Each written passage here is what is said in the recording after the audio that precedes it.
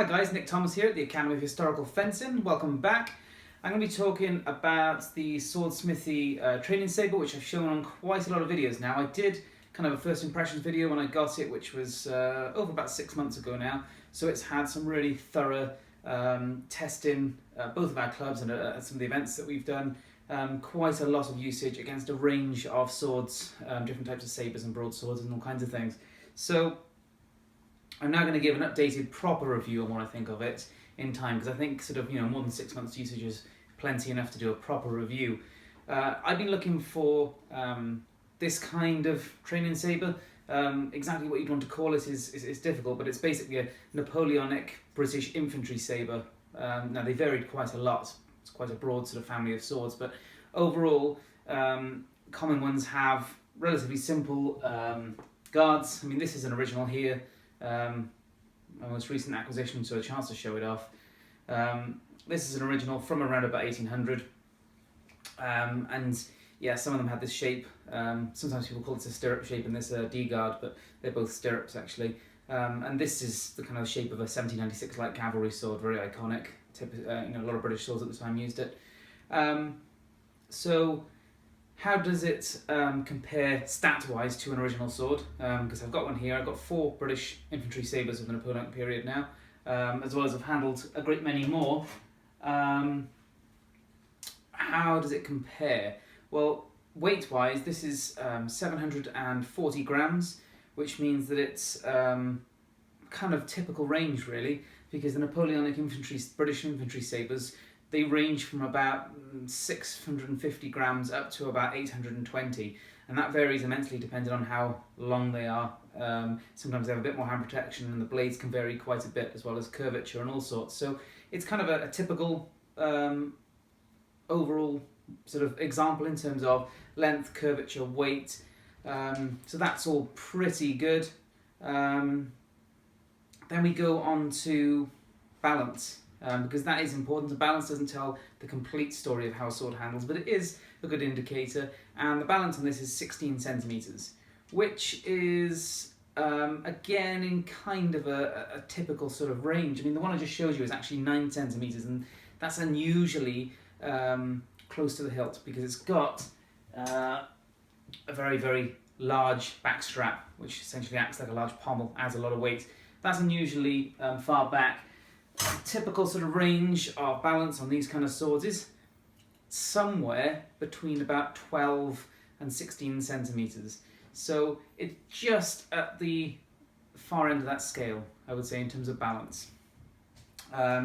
Which means I would have possibly liked a little bit further back, but it's also longer than some as well. So, in infantry sabres at the time, they go down to about 70 centimeters in blade and up to about 82, and this is an 80. So it's at the high end of the spectrum, so you'd expect it to be fairly high on the balance end of the spectrum as well.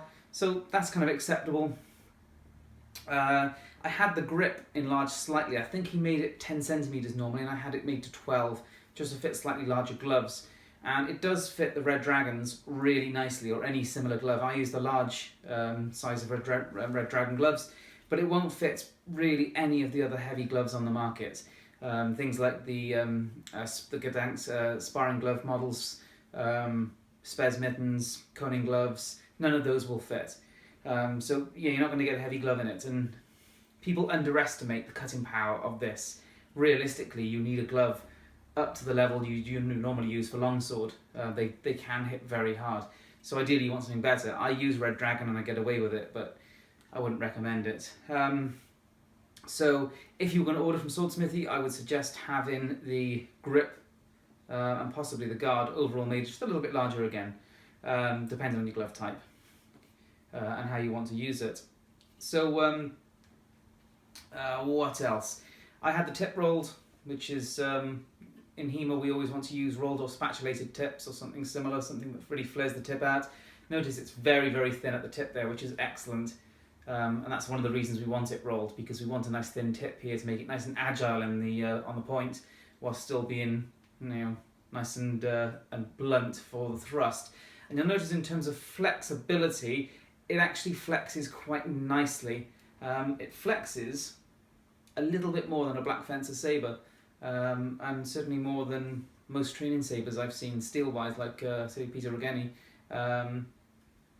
So quite a bit of flex there. It hasn't taken any set yet, although a marginal set.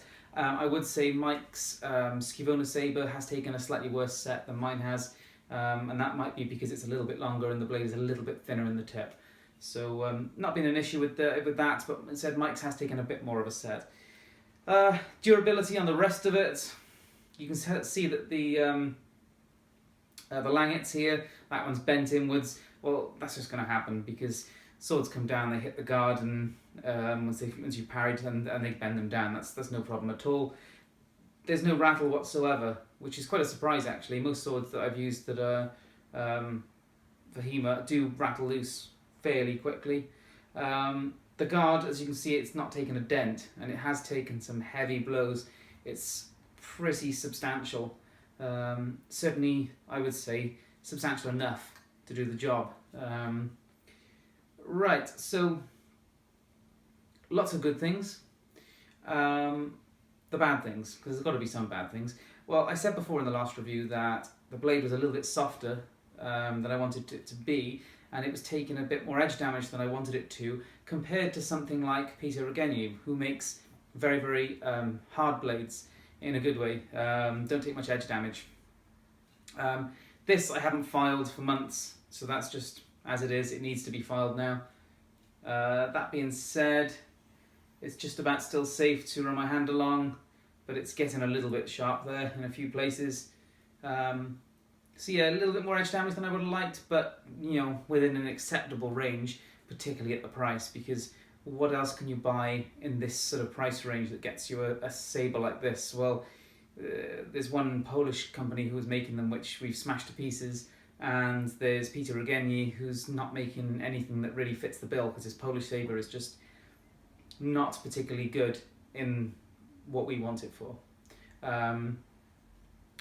So at the price, I think it's really, really good. What would I have changed if I was going to order one again? Because this was basically modified to my spec. This was his sort of standard Polish sabre that he made before. It was longer and a bit different in terms of didn't have a folded tip and it didn't have extended grip and whatever else. So it was kind of his Polish sabre modified to my specs. And when he posted this on his Facebook page, he listed it as the Polish sabre 1790 Type 1, I think, which doesn't really describe it particularly well. But that's what he's listed it as, no big deal. What it actually looks like, being as the spec I've ordered it as, is it looks like a 1788 British Trooper's sabre, the one that came before the 1796, and inspired quite a lot of infantry swords, and therefore that's what it looks like. It looks like a 1788 Trooper's sword that then, well, it was inspired by the Trooper's sword, making an infantry sword. Yeah, okay, what would I change? Kind of what I talked about in the last video, really. I think the grip's still a little bit too fat. Now, a lot of original grips, and it's really important to look at originals. Don't just look at what do you think you would want, because it's hard to even know what you want until you've really handled the originals and handled what they're supposed to be like. And if you look at some original grips, they are, particularly in the Napoleonic period, really quite broad. Unlike when you go to, say, the sort of 1822 Gothic hilts, they can be quite a lot more slimline. Not always, but usually. So they can be quite thick in the grip. So I would compare it to that. And basically what it comes down to is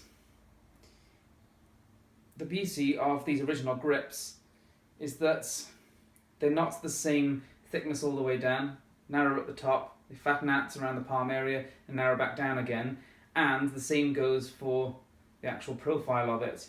Now that's easier to do than that is, and certainly I don't know how much you'd be willing to change on that, but the important thing I would say is it needs to be thinner up here on the profile there and the actual depth. So if possible, it's not a big deal, it really isn't a big deal, but if possible I would have the grip changed a little bit. The base of it is actually really, really nice, so I wouldn't worry about that too much. What else would I change? The blade, I would have it increased in thickness at the strong at the fort here. maybe just 2mm. To make it a bit broader here, it will bring the weight down just a little bit further back. What else? Don't want to make it too heavy, it's the only concern. That will probably be it. And I might even be inclined, if I'm going to increase it there a little bit, to take 1cm off the blade, because these sort of stirrup hilted infantry sabres, as I said, they're kind of 70 to 80 centimeters, 70 to 81, and this is an 80, so it's already at the long end of the spectrum. So yeah, maybe widen it there a little bit, take 1cm off that end, adjust the grip if you want a bigger glove, and largely I'd be happy with it. And in fact, I am happy with this one. Of all the training sabres that I own, this is my go-to, and I use it all the time for an awful lot of fights. I really do love it. It's the closest steel training sword to my original Napoleonic original examples that I've ever actually handled, so that's a huge plus point. And also on the plus side is the price. I think it was €260, which for a custom sword is incredibly good. Waiting time was 5 months from order to actually delivery. Communication was pretty good. So yeah, I haven't got any particularly big complaints. As I said, the only issue is the blade's a little bit soft, and I would tweak the specification just a tad to make it that much closer again to the original examples. So there you have it, the Swordsmithy Sabre, a Swordsmithy Sabre, whatever you want to call it. If you mentioned my name or club, I'm sure he will know what you're talking about.